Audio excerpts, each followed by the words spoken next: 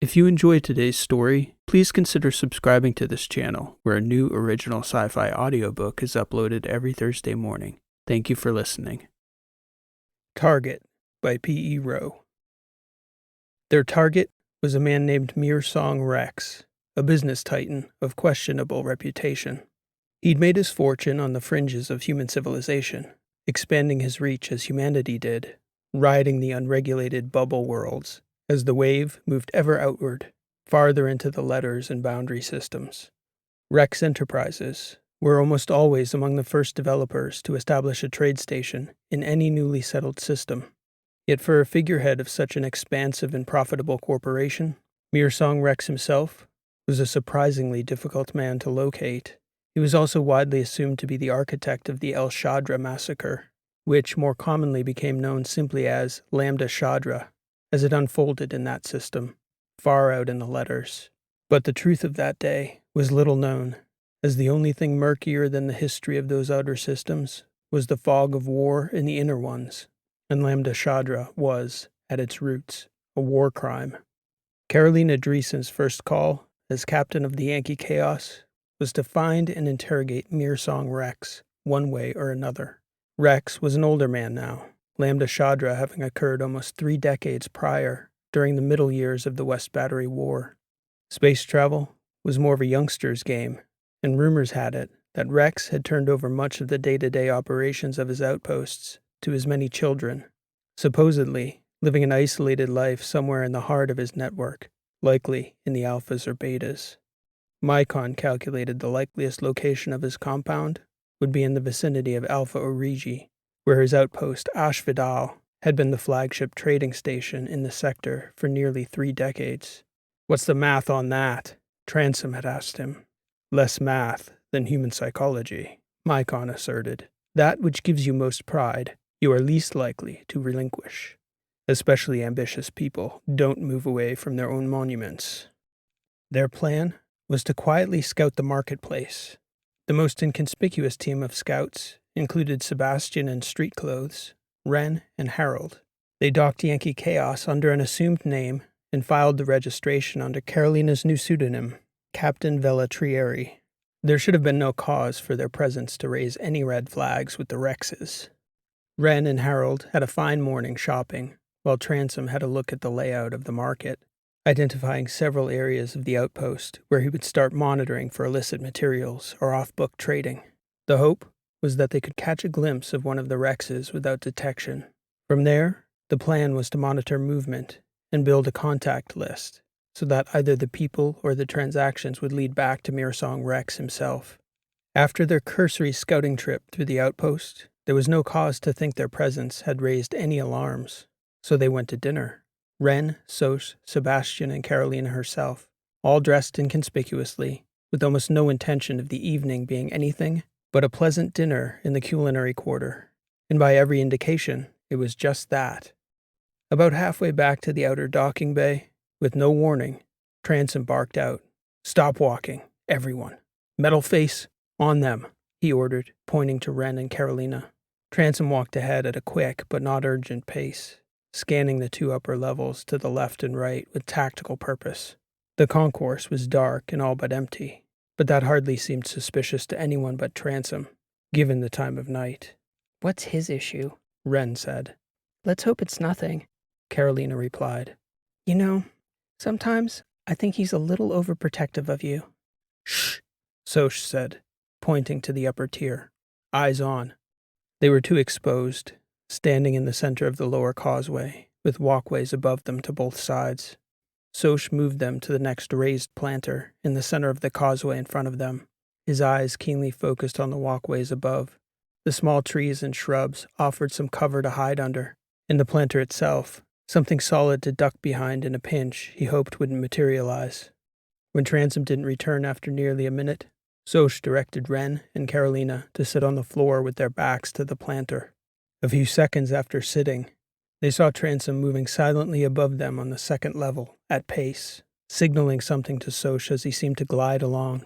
Moments later, the entire concourse, silent seconds earlier, was overwhelmed with the sound of a firefight on the level above them. "Down! Stay tight!" Soch said.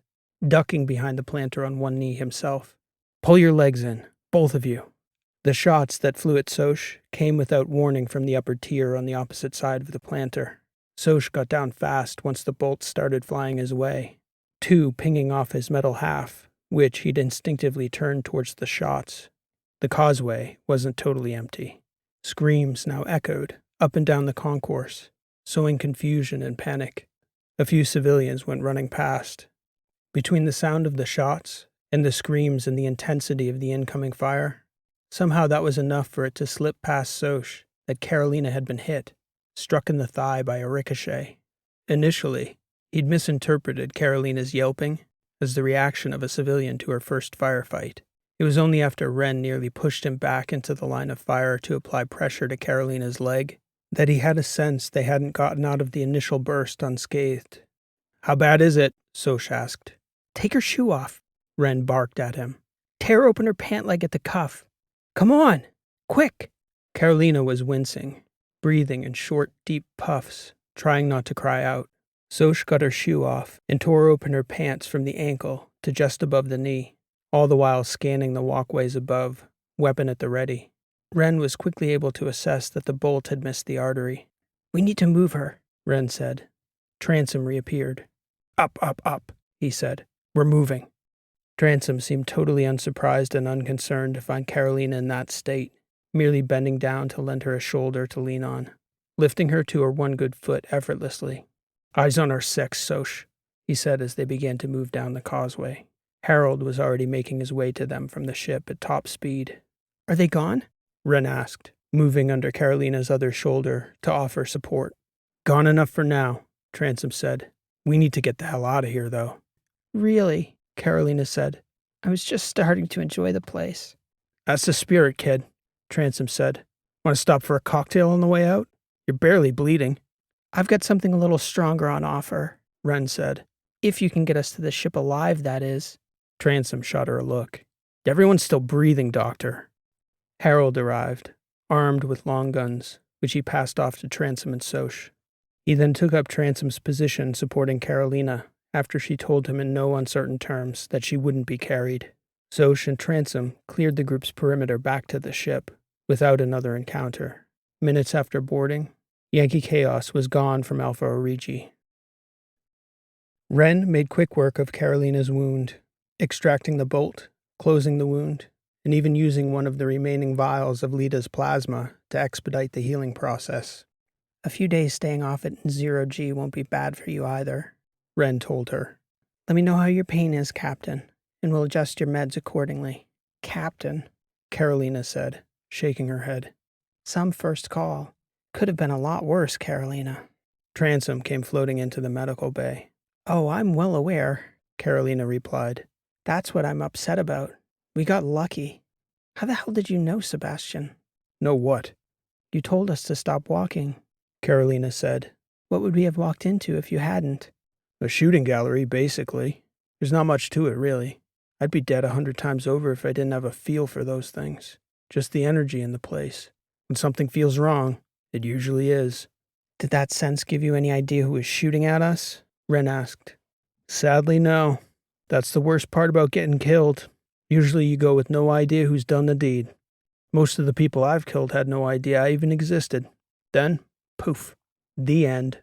"He's just charming, Captain, isn't he?" Transom smiled. "You hate that he probably saved your life back there, Ren, don't you?" Carolina asked. "It's okay, Doctor," Sebastian said.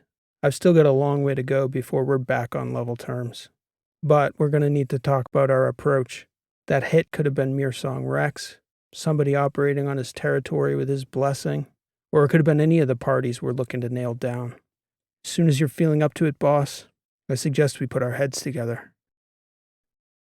"Word is out now," Mycon's voice echoed through the atrium. "Safe to say, the players we're trying to track down know that Carolina is investigating them. I strongly suggest the attack on Alpha Origi was more a warning than a legitimate assassination attempt. But the fact that these brazen criminals feel they have license to take shots at Carolina Dreesen means we have ruffled some dangerous feathers." "How do you think they knew we were after Mearsong Rex?" Ren asked. "Or did they?" Sebastian was strapped in across from her and Carolina. He sighed. There's about 5 different ways I can figure. Sparrow playing both sides is one. Knocking on the front door at the murder mill is another. Slipping away with their bank records. Probably asking too many of the wrong questions at the drop mine. Somebody from Exo sharing details of our visit. We need to be more careful about our approach. I strongly suggest we don't knock on any more front doors, Mycon said. Lying low would probably be a prudent move at this point. Sure, Soch said. Just fly back to Tashini and play Sabaka for the next 6 months, right as we're getting over the target. Bold plan. I agree, Carolina said. We're getting too close to back off. I think we're much farther along than Sayla ever got, and that's making some bad people very uncomfortable. It makes me more suspicious about the Lambda Shadra massacre. Like the key to everything might be there. The problem with that, and Mirsong Rex's prime example, is that unlike your great-grandfather and his cabal of bankers, the real players behind El Shadra are likely all still alive, Mycon said. They will defend their interests and their secrets with lethal force. We need an investigator, Ren said. Look, this is fun and everything, but we've got 2 warfighters, a surgeon, an archaeologist, and an ancient AI. And here we are, bumbling around the galaxy waiting for the pieces to fall into place. I would suggest this group has made considerable progress, Mycon said. Getting shot at, Ren said. Yeah, even I'm getting good at that now. Real progress. Look, Doctor, Sebastian began. No, Carolina interrupted. Both are valid points.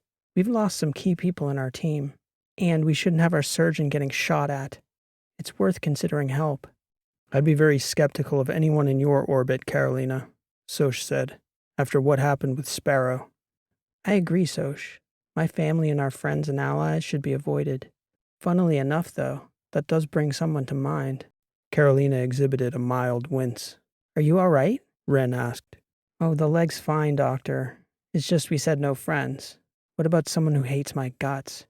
All depends on why, Sebastian said. All the right reasons, Carolina answered. None of you can ever tell him I said this, but I think he might be perfect. Carolina prepared Transom and Soch for their next target to be far less deadly.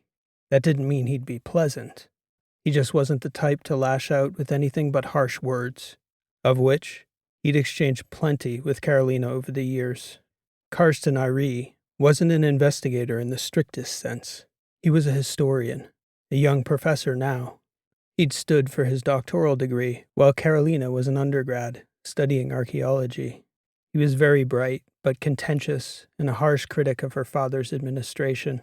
What had impressed her about Irie, though, was his willingness to leave the library, to get out into the field and talk directly with the eyewitnesses and the players to the history he was examining. The documents were dead things to him, flat. History, in his view, wasn't flat. It was a living, invisible mystery, waiting to be experienced. Given the nature of their quest, she knew Irie would be an asset, but she also knew he wouldn't appreciate having his work disturbed. And he certainly wouldn't appreciate that she'd be the one disturbing him. You two be good when you pick him up, Carolina told Transom and Soch.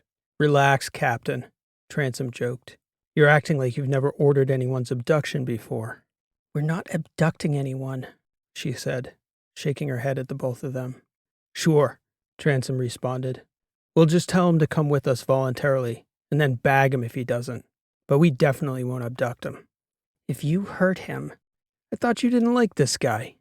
I don't, and he doesn't like me either. Okay, Transom said. You ready to go pick up Carolina's boyfriend, metal face? Soch chuckled and looked at Carolina with a half-smile. I'll make sure Sebastian behaves. They set off on foot along the dusty desert plains of the deserted little mining world. Mycon had located the group of academics camping in the small abandoned settlement of Harpersville, which, in the years of Helenia's outward expansion, was briefly a thriving mining settlement here in the Damon system.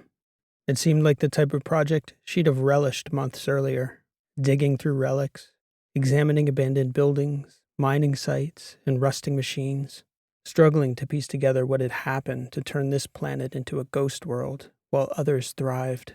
For a moment, she was jealous of Karsten. in that moment, faded to a long sigh at the realization that she just sent Soch and Transom to pull him away from that work, using the not-so-subtle art of intimidation, or so she prayed that was all it would come to. Carolina only hoped Karsten could forgive her after he learned what they had about the war. She suspected he would particularly enjoy listening to her confess the past sins of her family. That thought had her second-guessing her second major decision as captain.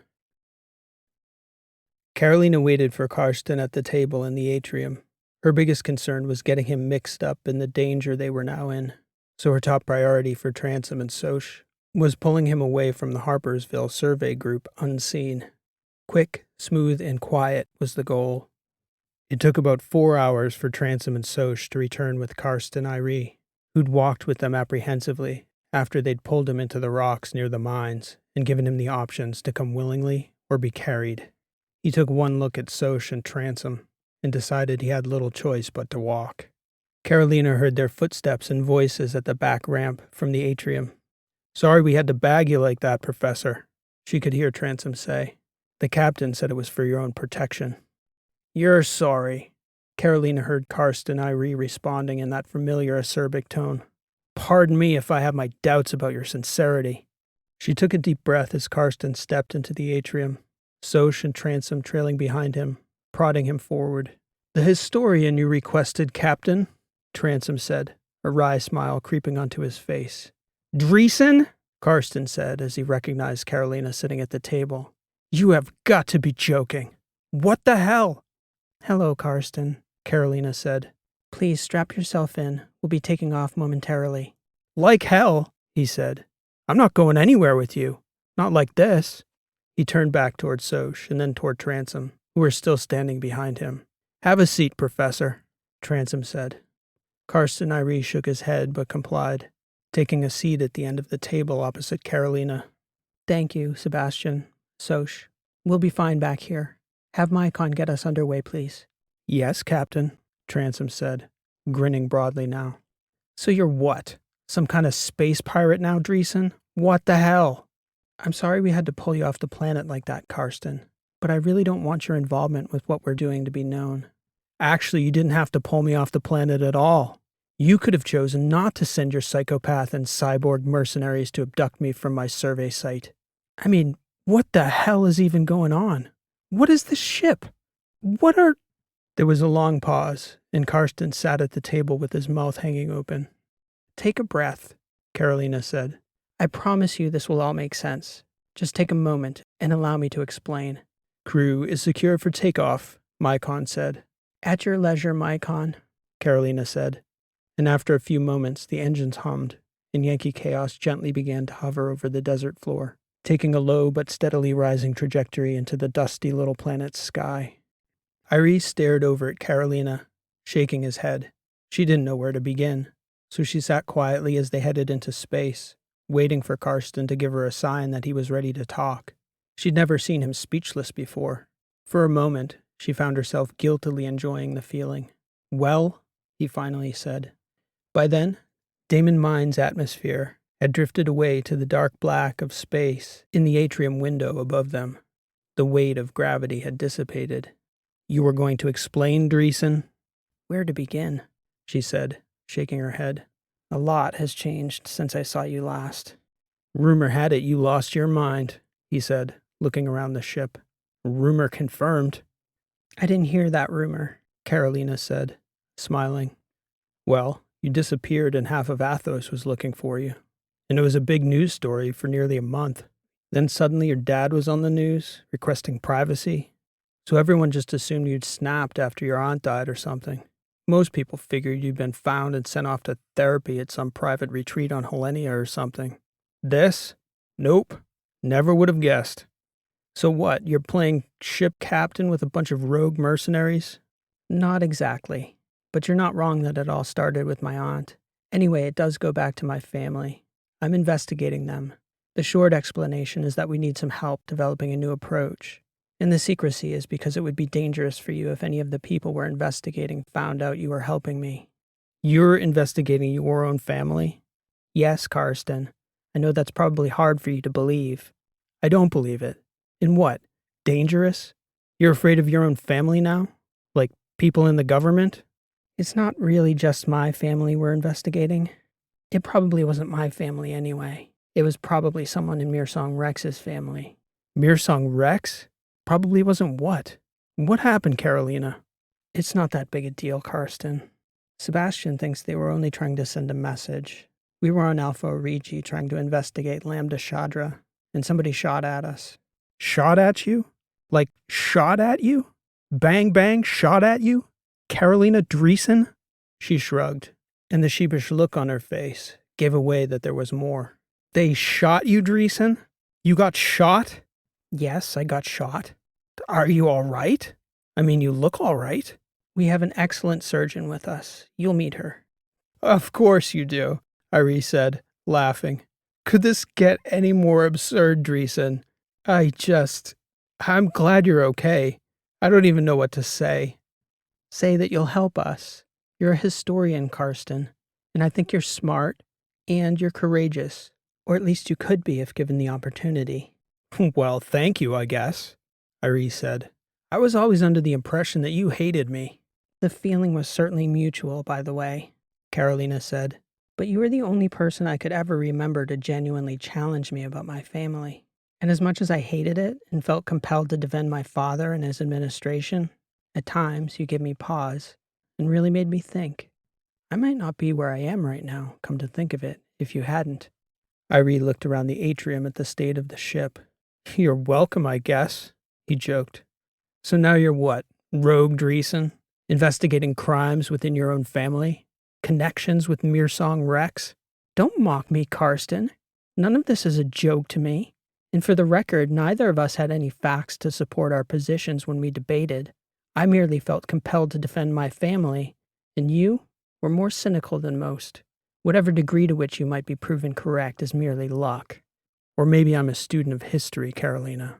He looked over at her, noticing a souring of her demeanor. Where before she seemed apologetic, now, to him, she looked more like she'd regretted bringing him aboard. You're really doing this, he said. Digging into your family's past? Seriously. Yes, Karsten, but it's bigger than that. Bigger than just my family. It's the war. It's the money and the power. All the players. Believe me, you were never cynical enough. He shook his head. That's admirable, Dreesen. I never would have guessed it in a million years. I mean, speaking of courageous. So? So? Will you help us? We need a new approach. We need to know how to investigate these people without getting shot at. Or, actually shot, Karsten said, smiling. Just because you have an excellent surgeon and cyborg mercenaries on retainer, Carolina, doesn't mean you need to use them.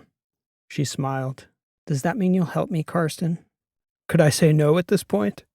You could. You forget who I am, Irie said. Carolina Dreesen abducts me like some space pirate and asks me to dig into the history of the West Battery War with her, and I'm supposed to say no? The Damon Mines project is interesting, sure, but, well, whatever this is, it's in another category.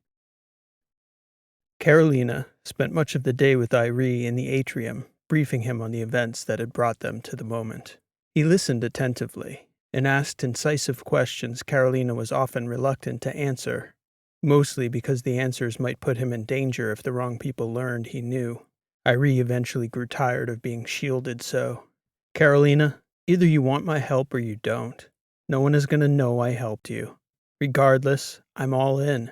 If we find out who's responsible for the war, and that cost me my life, I'd consider that a fair trade-off. We might lose our lives and never learn, though, Carolina answered. It's risky business changing the universe, don't you think? That answer brought a subtle smile to her face. Carolina told Irie of the misadventures she and Transom had been through at the drop mine, how they'd gathered banking information on her great-grandfather, and how that led them to chasing Sparrow, how they'd ended up at the murder mill, and how they'd copied all those financial records.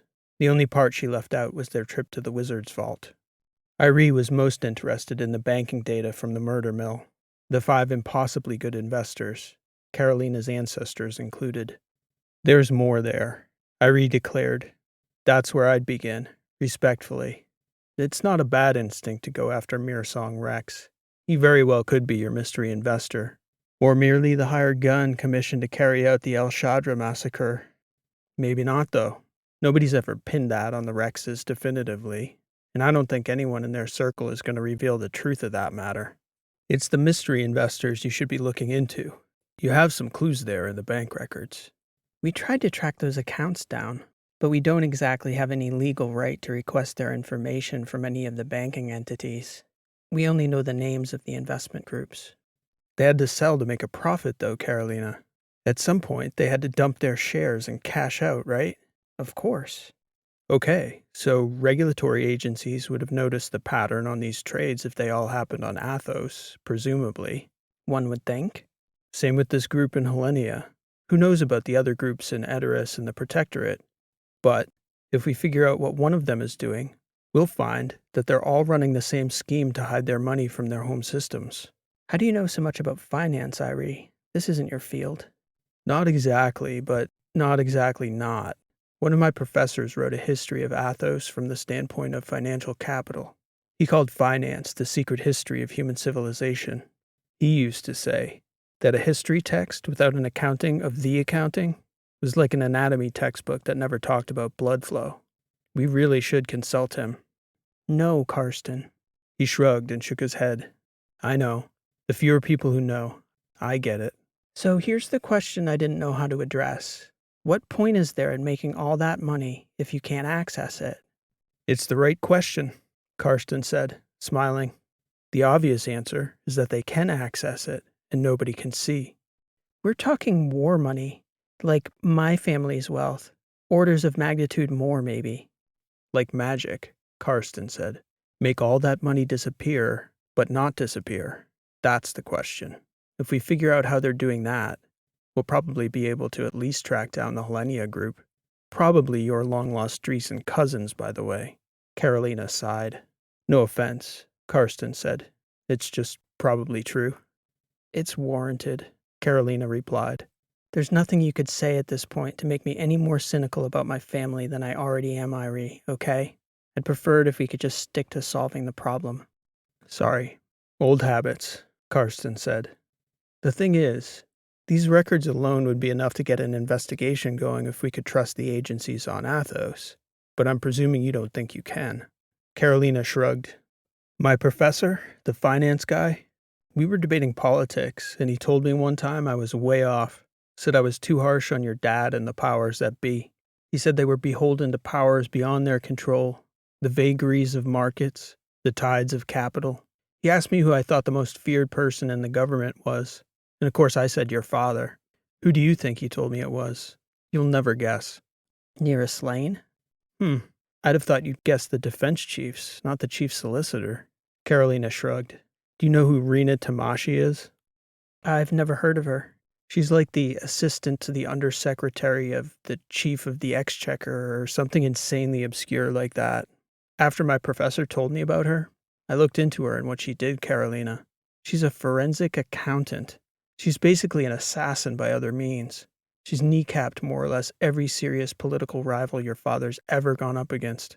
Things that quietly go away, they go away because she goes snooping into the finances of campaigns, personal wealth, business transactions, anything. And when she's done, let's say at the very least, there's a deal to be done. Worst case scenario, your dad's latest rival ends up in the asteroids recycling metals for 10 to 15 years. What's your point, Karsten? We could use someone like her. Probably more than you could use me. She'd know the parameters, what kind of banking channels you'd need to hide such sums. If that's the answer, then let's try to figure out what those parameters are. Mycon assisted for several hours as Carolina and Karsten worked to define the necessary attributes of their mystery bank. The institution would need to be able to move large sums of money, be close enough to the main areas of the battery to communicate readily, yet it had to be far enough outside the main systems to escape regulatory scrutiny. It would almost certainly have a currency exchange to convert the different currencies of the investment groups found in the murder mill files.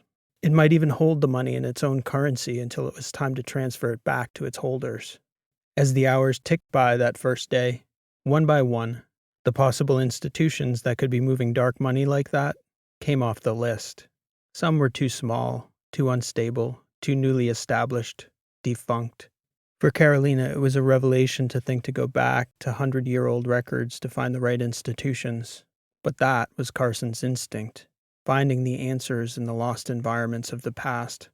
Even that, though, was proving a fruitless prospect by the middle of the second day, at which point Yankee Chaos was floating in interstellar space with no direction. Sebastian, Soch, and Wren were largely giving Carolina and Karsten space in the atrium while they worked through the seemingly endless lists of banking institutions.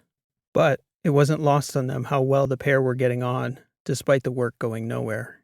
In the evening on the second day, Karsten crossed paths with Soch in the commissary while Soch was fixing dinner. Karsten was heating yet another coffee. "You two seem to be like old friends," Soch said. "She told us different." "Oh? Yeah. She said you didn't much care for her back on Athos. Kinda made me wonder." "What? Who wouldn't like Carolina Dreesen, right?" "More or less," Soch answered. "She's an entirely different person here. Back on Athos, she was always so, I don't know, like perfectly put together. Always the right mannerisms, the right friends, the right clothes. Never a hair out of place. I never had a conversation with her. I couldn't have guessed exactly what she was going to say to me. And here she's different? Yes and no. I mean, it's funny to me. It's like here it seems like she's playing a role, acting like a starship captain, wearing the clothes, casually dropping getting shot into a conversation. You just said she was acting a part back on Athos, though, right?" Karsten shrugged. "Are you sure this one's not the real Carolina, and the person she was back on Athos wasn't the role she had to play because of her family?" "Well, maybe," Karsten conceded. "Regardless, I like this version a hell of a lot more. Says what she's actually thinking. Isn't trying to impress anybody. I never thought I'd see her in a flight suit. I mean, we're talking about a girl who never wore the same piece of jewelry twice." "Got your attention well enough," Soch said. "Oh, jewelry," Irie said, his eyes growing wide. "Oh, those bloody geniuses! Dreesen, I've got it!" "Jewelry? Hang on, I figured it out," he said to Soch, twisting back toward the atrium, abandoning his cold coffee pouch to float idly in the commissary cutout. "Dreesen, get back down here!" "Obviously, jewelry," Soch said to himself, shrugging. Who didn't see that coming? By the time Carolina had come back out of the captain's stateroom to hear what the commotion was about, Karsten and Irie had a small audience already gathered at the table. "Figure something out, Professor?" Transom asked as he strapped himself in opposite the head of the table. "Yes, actually. I figured out how they've been," Irie started, just noticing that everyone else at the table was smiling and shaking their heads. "Take a deep breath," Wren said, grinning. "I'm sure the captain will be well impressed." "Knock it off, you three," Carolina said. "Irie, you've got something?" Carolina pulled herself down to the open seat at the end of the table. Karsten was smiling broadly. "It's perfect," he said. "Genius." He paused, seemingly waiting for someone to either guess or to ask for the answer. "Karsten," Carolina said. "Lime Harbor." "Lime Harbor?" Wren echoed. "Hasn't that place been a radiation bath for like 100 years? "Yes, roughly," Irie said, still smiling. "And the thing is, we think about history in years, dates, events, but most of the things we see fit to remember unfolded over long periods of time. We just forget how drawn out they were.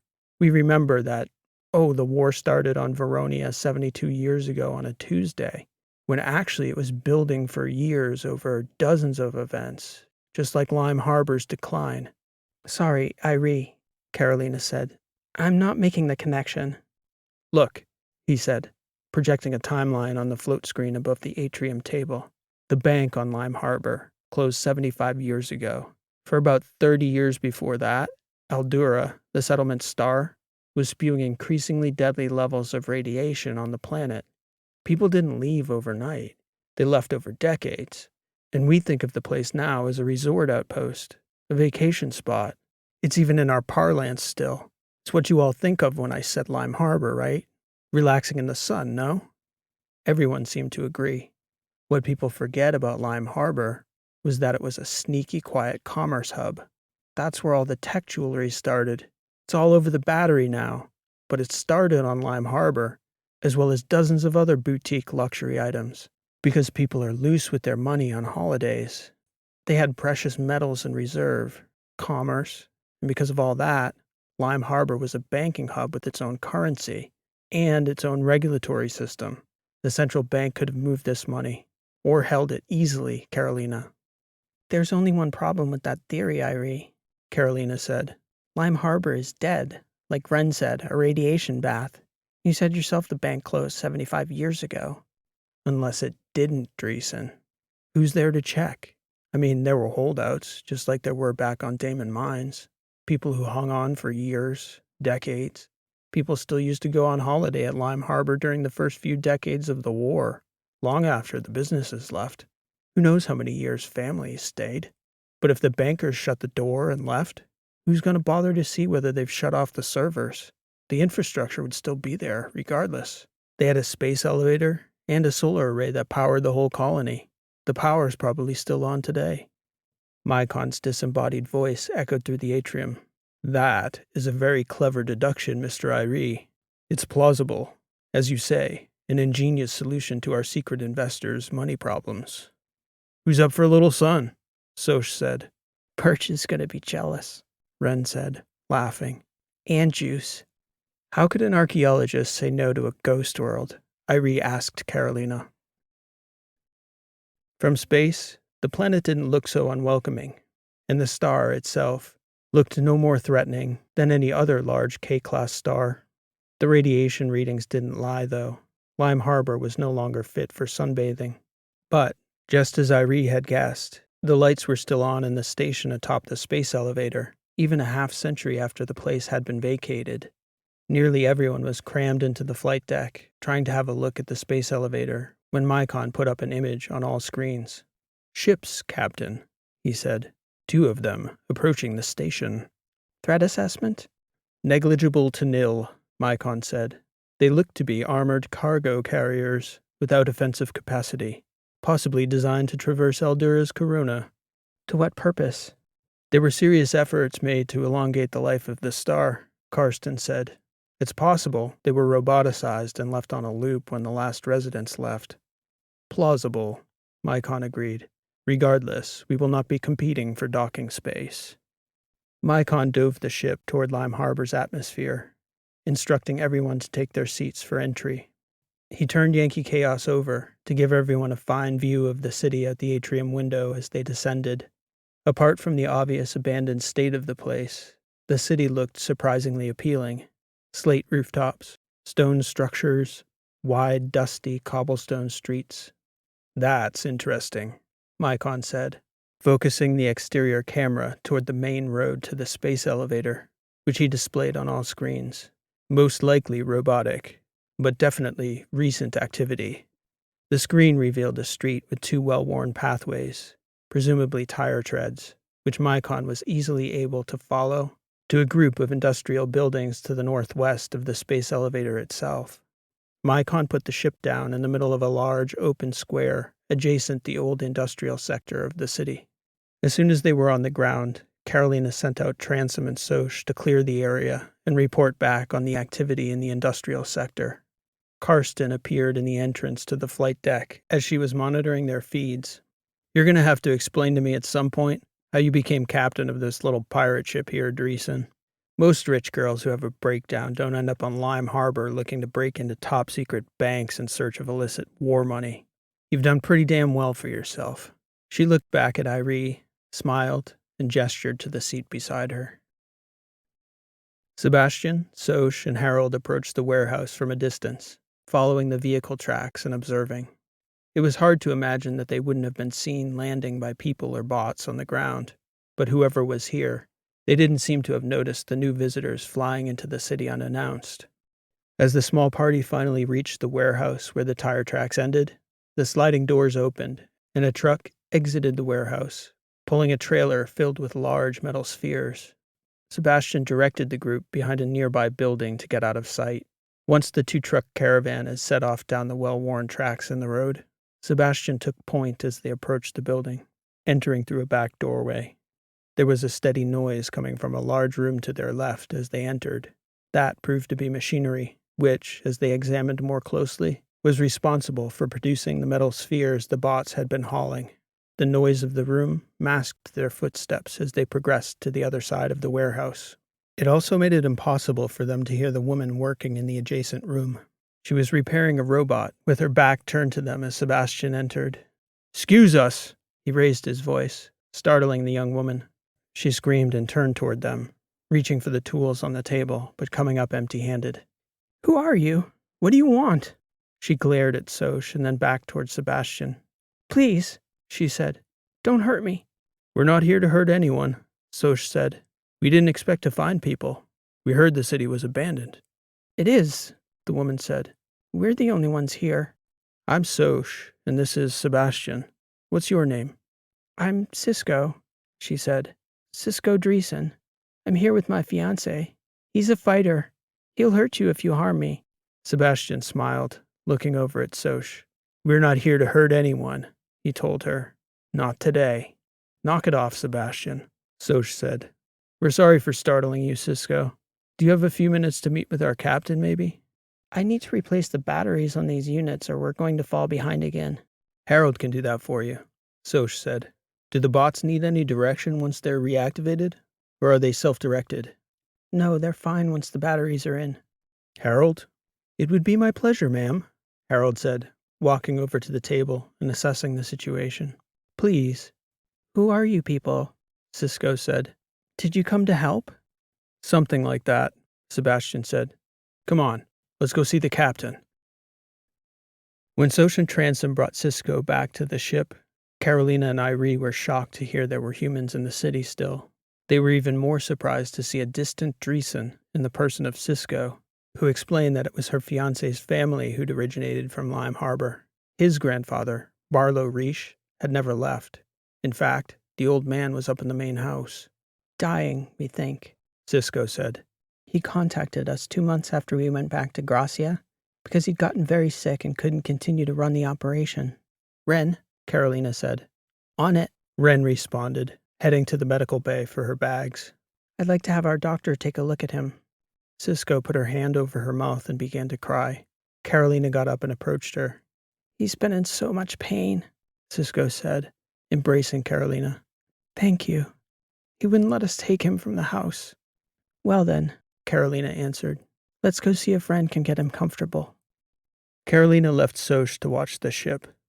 On the walk up to the main house, Cisco explained to Carolina that Barlow had been there his whole life, struggling to keep the star from deteriorating beyond salvation. All the scientists had long since given up hope, but the old man had remained, keeping the robots running experimental slugs into the sun's corona in the hopes of saving Lime Harbor. Then, just as his life's work finally produced the breakthrough he'd been waiting for, the old man had fallen ill, short of breath with shooting pain in both his legs.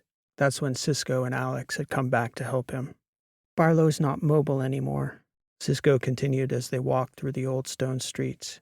"That's why Alex is with him. I can't lift Barlow out of bed anymore. Alex goes down at night to do the bot repairs he can't talk me through.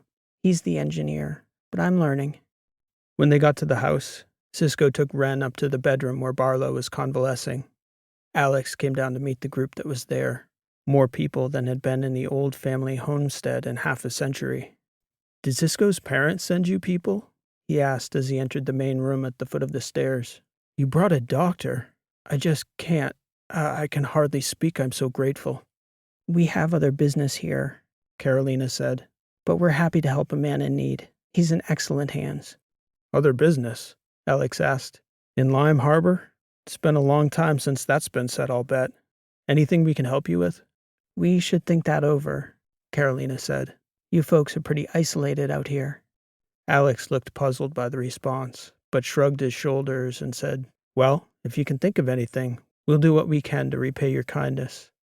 "Mr. Reish," Irie said, "my name is Karsten.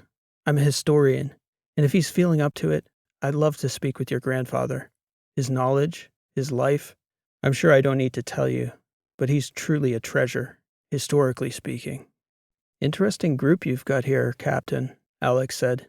"We'll see how he's doing, Karsten, and if he's up for it, I'll ask him. Much appreciated, Irie said. This is some city. After a few hours, Ren re-emerged from upstairs, joining the others in the front room of the house where they were sitting, waiting for news. The old man was sleeping comfortably now, but the news was not good. Ren had already told the family. Cancer, Ren announced to Carolina, Karsten, and Sebastian. I can't do much at this point but keep him comfortable. But that's actually a lot, because he was in real pain. The radiation? Karsten asked. A lifetime of it. I might have been able to help a year ago, but he's just too far advanced. I can't see him making it through the week. Ren turned to Carolina. How's it going with the banks? Mycon is trying to map the city's comms network. He'll let us know what's next when he's got something. Maybe the old man can help, Irie said. He knows more about the city than anyone. Is he lucid, Doctor? Ren nodded. I heard you were asking about him. I actually think that'd be a great idea, Karsten. A life like his? I'm sure he'd want nothing more than to know people heard his story. If he's up for it, I'd support that. And he's still all there?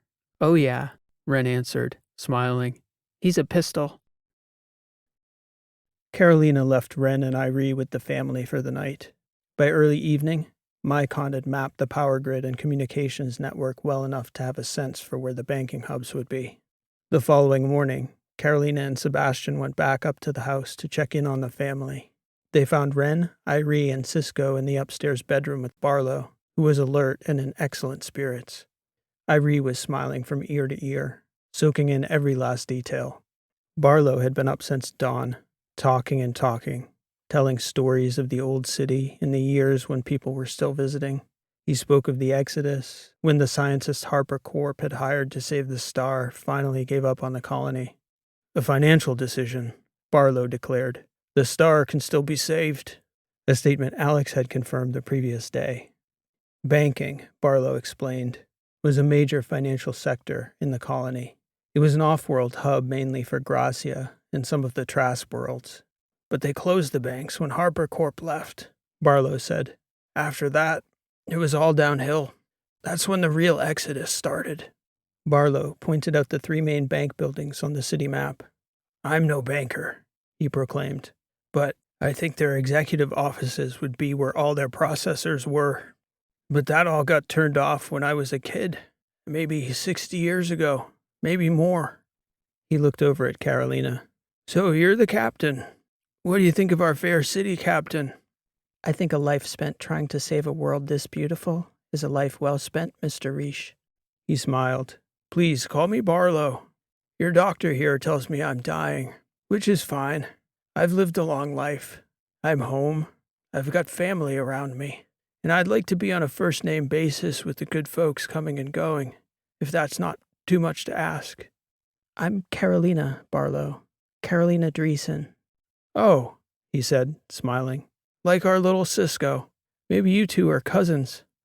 There's a lot of us Dreesens, Carolina replied, smiling. Cisco could show you to the banks. She's explored the whole city. Barlow seemed to be oblivious to who Carolina was, but Cisco wasn't. She looked over at Sebastian and Irie to confirm she'd heard what she'd heard. She thought the captain looked familiar, but to hear it from Carolina's own mouth was a surprise. Sure, Barlow, Cisco agreed. We'll get Carolina suited up, and I'll show them the way when they're ready. Cisco explained that they didn't want to be out in the midday sun without a proper suit. There were only 3 buildings in Lime Harbor that were safe without radiation gear once the sun came up. The Reish home, the warehouse, and the inner rooms of the space elevator's main concourse. The Yankee Chaos, of course, was well shielded too. It wasn't long before Ren dismissed everyone, stating that Barlow shouldn't overexert himself. He, also, had agreed to continue talking with Irie about the history of Lime Harbor. Before heading back to the ship, Cisco gave one of the spare radiation suits hanging in the back room to Carolina. You'll need to wear this if you want to come out with me, Cisco said. I have to meet Alex down at the warehouse first. Your presence, your herald, you've been a godsend. We're catching up on things we've needed to do for weeks. Alex is excited again. I'll need a suit too, Sebastian said from the doorway. You're coming too? Cisco asked. She goes, I go. Cisco looked over at Carolina, who nodded.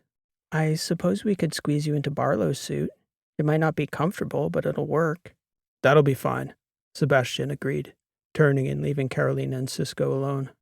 You have an eclectic group, Cisco said. I like most of them. That one, Carolina said. He's the one who keeps me breathing, and he's damn good at it. That doesn't surprise me. Anyway, I'll meet you in the lower square at Katie Place. We can search those bank buildings together. Very good, Carolina replied. Ping me at the ship when you're on your way. The excursion to the banks began in Katie Square shortly after midday. Bright sunlight beamed onto the two smaller figures in radiation gear. Behind them, Sebastian caught a taller figure in a stretched-out orange and black suit. Their faces were obscured by their tinted hoods, and the muffled voices of the two Dreesen girls went back and forth as they shouted to each other, deciding which of the banks they should explore first. It was shockingly hot in the sunlight. By the time they got to the first bank, they were all ready to get out of the sun. Don't take off your hood when we get inside, Cisco reminded them. It's cooler in there, but the radiation is just as bad. Noted, Sebastian said. The doors and windows of many of the old stone buildings were adorned with fine decorative wood, matching the classic architecture of the city. A century of heavy radiation and zero maintenance left the thick wood brittle enough to breach. Transom blasted open the door with several good kicks. They spread out and searched the first floor, making their way up the offices floor by floor, and then down into the basement. There was no sign of any operating equipment. It took nearly 2 hours to clear the first bank and its offices. The second bank, the Lime Harbor Trust, was Irie's bet on where the money would be hiding. It was the bigger of the two private banks, but not the issuer of the LH Kroner. He suspected that would have meant less outside scrutiny from the business interests and the banking industry when the Lime Harbor banks were shuttered.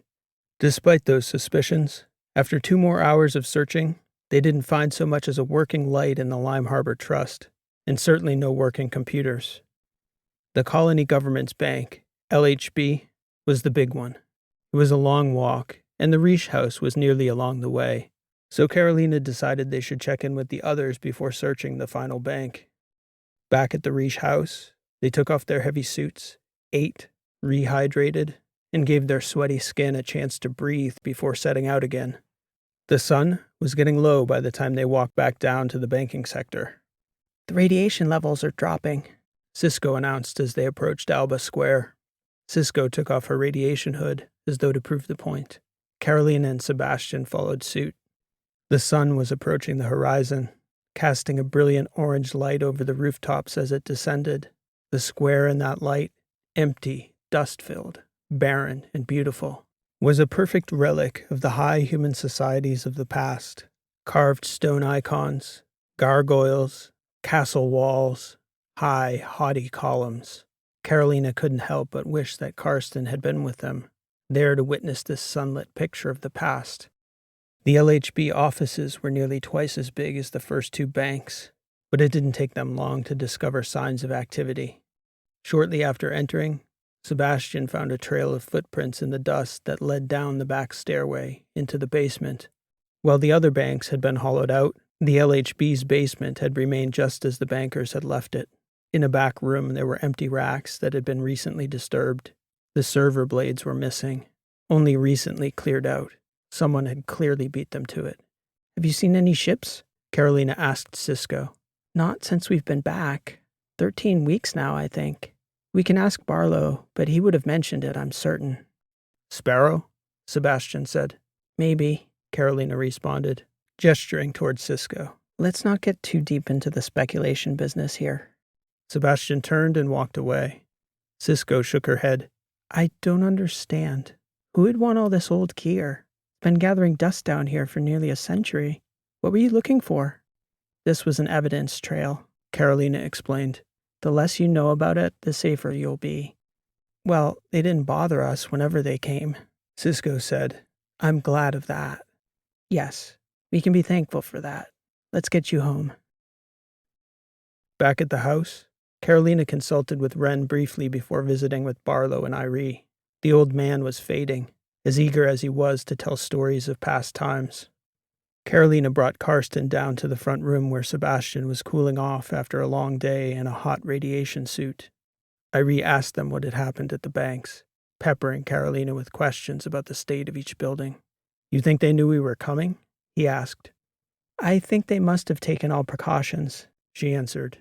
"Once we visited the murder mill and took financial records, they probably figured we'd get here eventually, so they got here first." "Damn," Karsten said. "I thought for sure we had them." "Well, anyway, what's next?"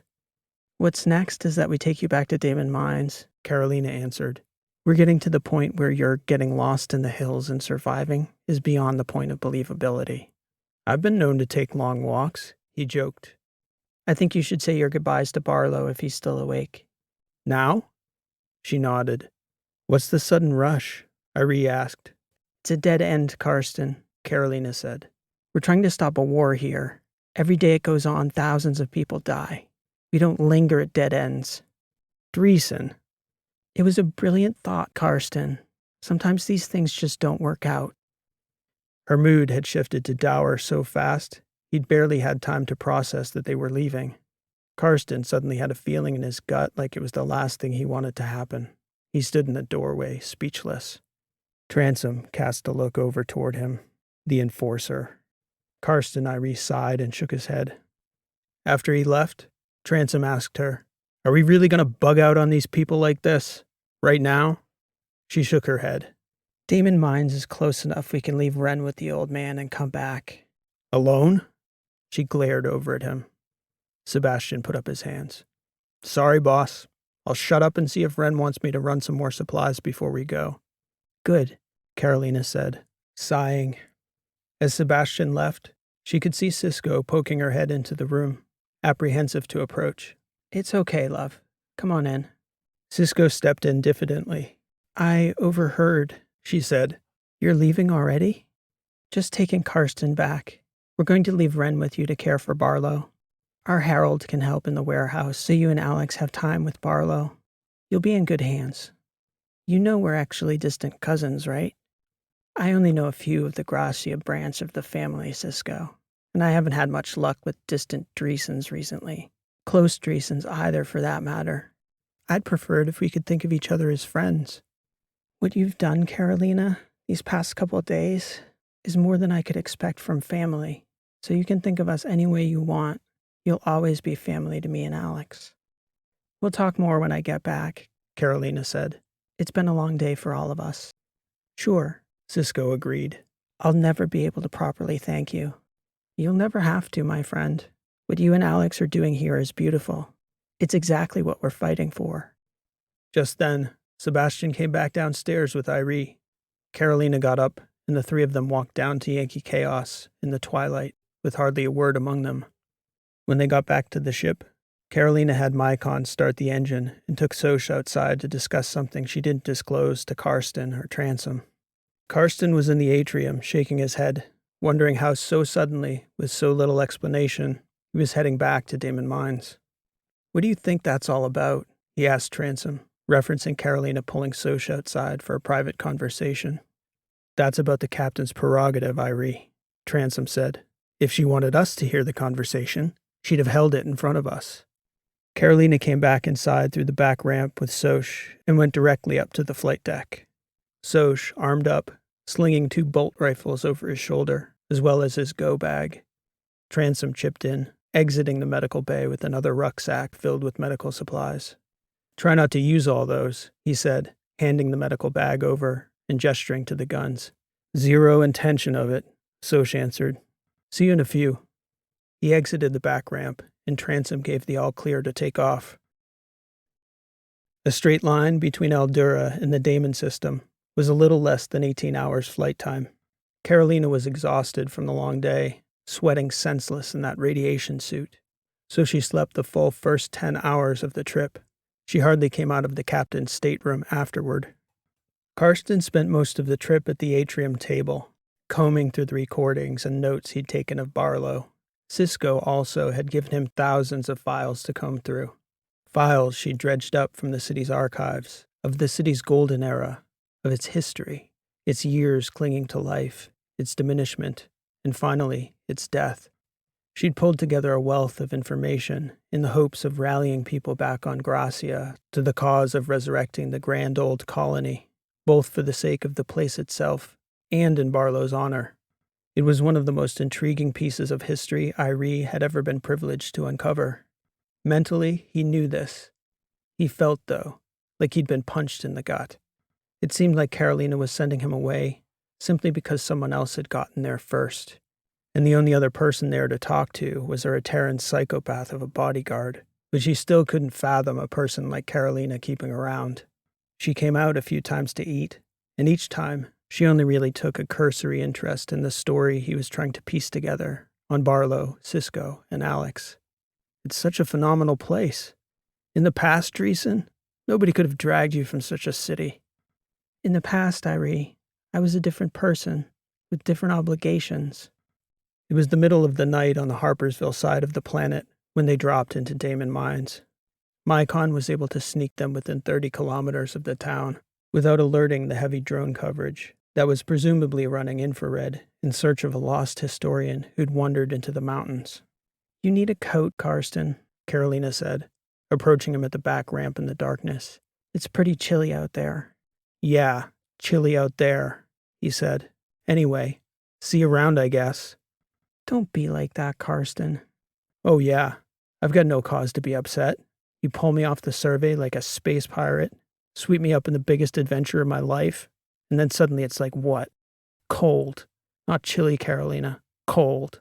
So what am I supposed to say, thank you? She took him by the hand. You used to hate me, and back then, I'd given you no reason to.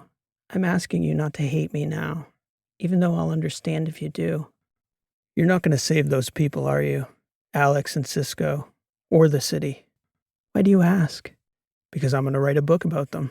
Somebody has to help them save that planet, all that history, and for the life of me, I can't figure out what's going on in your head if you don't care about such things anymore. She looked up at him and shook her head. The war, though, I know. You're more frustrating than you ever were, Dreesen. I swear. So are you, Irie. She leaned in and kissed him on the cheek. Be safe walking back. And please, Karsten, this is life or death. You can never tell anyone you saw me. I need you to swear it. All the mysteries of the universe couldn't hold a candle to your mind, Carolina Dreesen. As much as I hate to give you what you want, because you always get what you want, I will. I swear, I'll never tell a soul. Promise. She waited at the back ramp for Karsten to walk out of earshot. Then she said it softly. Not always, Karsten Irie. I don't always get what I want. Sebastian was seated at the atrium table when she walked back into the ship. Care to tell me what the hell's going on, boss? He asked. I know you had a good reason for dumping him. I didn't want to. Transom shrugged and shook his head. Obviously. You know I see everything, right? She strapped in at the table, and as she did, the ship began to rise. He can't know, Sebastian. As the ship steadily climbed, Transom could see a figure stepping into the atrium from the back room. Transom started laughing. Hey, handsome, who's flying the ship? Still me, Mycon said, approaching the table in his new body and sitting. As it happens, I can do two things at once. Would breaking into defunct banks be one of those things, perhaps? Among many other useful things. Did we find what we were looking for? Sebastian asked Carolina. All that and more, she replied. The Ataran connection, the Trasp connection, who paid Mirsong Rex for Lambda Shadra, and about 100 other terrorist acts, and the mystery investor, the mastermind. It isn't Clemabali, is it? Sebastian said, shaking his head. It was never him. It is far more dangerous than we ever could have imagined, Sebastian, Mycon said. We are going to need to be very tactical about every move from here on out. Well, don't keep me in suspense. Who's the architect? Nelius is his name, Mycon said, and that fact is going to change the galaxy. How so? Because he is not a man, Sebastian. He is one of us, among the oldest, an AI, and he has been orchestrating the financing of the conflict since before the war began. That was all there, hiding in plain sight in Lime Harbor, Sebastian asked. Mycon nodded. Transom shook his head in disbelief. You just made us the target of the most dangerous people in the universe, Captain. Yes, Carolina said. They took a shot at me, Sebastian, and they missed. You're damn right I took their money. I want them to know that I have it, and that I know all their secrets. I want them to be afraid. I want them to be looking over their shoulder every second for the rest of their lives until they're dead. Sebastian smiled. If you try to kill the Queen. Damn right. And I suppose we should go pick up our people before those bastards go back to Lime Harbor looking for the people who ruined their party. I'm going to hang a sign on that bank, Carolina said. CD was here. Best to hurry. We have time, Carolina said. And then? Then, we start playing this game on our terms for a change, and we won't be sending any messages. Now that we have our real target, Sebastian, we will not miss. Target. This has been an original story written and read by P.E. Rowe. Thank you for listening. I hope you enjoyed the story. If you did like what you heard, please show your appreciation by liking, subscribing, and leaving a comment. Every like, comment, and new subscription helps me to continue to grow and reach new listeners, and is much appreciated by the author. If you're still here listening and haven't subscribed yet, I hope that if today's story didn't sway you, you'll come back soon and give me another opportunity to earn your subscription. I have a growing collection of other sci-fi stories like today's freely available on this channel and on my website, rowlit.com. I've put together collections of my stories if you're interested in getting portable, ad-free access to my sci-fi shorts, and it's a great way to help support the creation of more stories like today's. The first collection, The Prospectors, contains some of the channel's earliest uploads, and the second collection, Failsafe, contains more recent works. Both titles are available in paperback, ebook, and audiobook formats, and can be accessed through the links in the description. I hope to catch you back here next week for another new story. Thanks for listening. This has been P.E. Rowe, and I'll see you next time.